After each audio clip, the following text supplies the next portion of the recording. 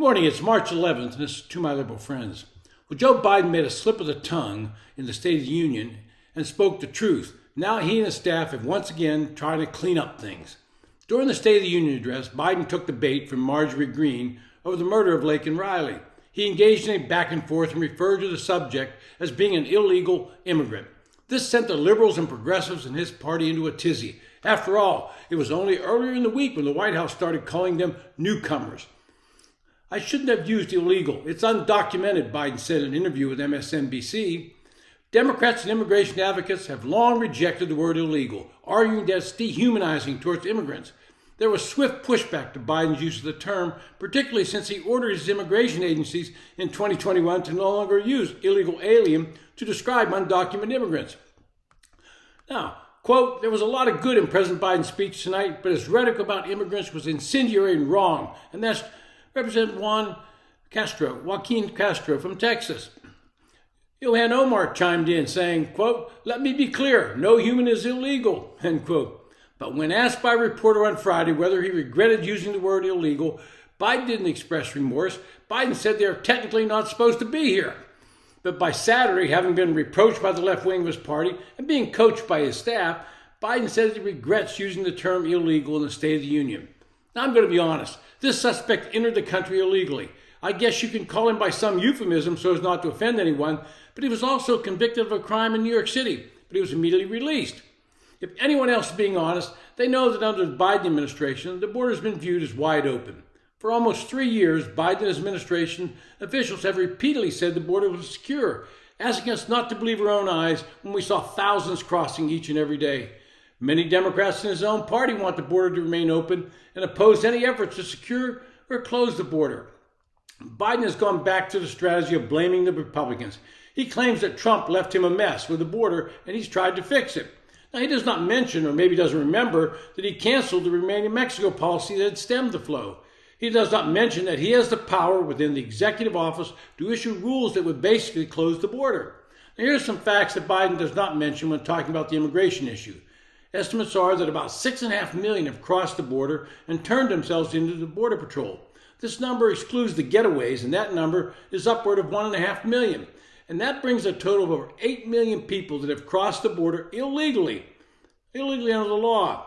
That number is greater than the population of 38 U.S. states, more than all cities with the exception of New York City, and all counties with the exception of Los Angeles County. Moving back to Biden and his comments yesterday, he's more concerned about hurting the feelings of this murderer by calling him illegal than he is about the young woman that lost her life. He does not want to treat any of these people crossing the border with disrespect. He's more concerned about some of his left-wing supporters calling him out for using the term. He says he does not want to insult these people crossing the border illegally because, wait for it, they're growing our economy. Now, here are some facts for Joe Biden. Jose Antonio Barra entered the country illegally in 2022. He was immediately paroled into the country despite being listed in the Department of Homeland Security documents as an active member of the deadly Tren de Aragua gang. He was arrested in New York City in 2023 and charged with acting in a manner to injure a child less than 17 and a motor vehicle license violation. But New York does not report these people to ICE, and so he fled to Georgia. Somewhere in the back of Biden's mind, he must think that Ms. Riley should not have been out running that morning so that this thug, Jose Antonio Barra, would not have murdered her. But let's not stop there. His brother, Diego Barra, he's been arrested for possessing a fake green card and has previously been arrested for drunk driving and driving without a license. Later, Diego was arrested for shoplifting but skipped his court date because, after all, he shouldn't have to attend that. But they're not illegals, they're newcomers. And about growing the economy. Tell that to the people of Denver. Denver recently cut $5 million from public services to provide shelter, healthcare, schooling, and other services to nearly 40,000 new illegal aliens that have besieged Denver over the past year. These public service cuts are in addition to the $25 million that was already diverted last month from the city's budget to address the migrant crisis. And now the mayor of Denver, Mike Johnson, says the city may be on the hook for an additional $180 million this year. And he's now asking every office in the city of Denver, including the police department, to make cuts. And who does Mayor Johnson blame? Of course, it's Republicans, but ignores that he won't solve this problem, which was created by Biden administration's border policies. Instead of acknowledging Denver's sanctuary status and President Biden's border crisis as the root cause of the influx of migrants into Denver, and then working to repeal the city's sanctuary policy, the solution Mayor Johnson touts was more funding for his city grappling with the crisis. And get this, work authorization for illegal aliens so they can take jobs from income-producing citizens of the United States.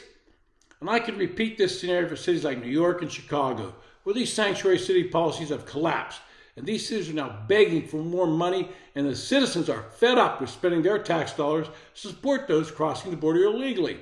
But we're not supposed to call them illegal, according to the president. We should call them neighbors or newcomers. We should open our homes and take them in. If they take jobs away from hardworking citizens, it's not their fault. I would propose that when someone robs a store, we do not call their act illegal. We should come up with another euphemism so as not to hurt their feelings. If someone burglarized your home, it was not illegal, just as they mistakenly entered the wrong house. And here's a fact. It's under the law, Mr. President, illegal to cross the border without proper authorization. That would make them illegal aliens. Plain and simple. There's no other answer to it. It's been To My Liberal Friends. Thanks for listening.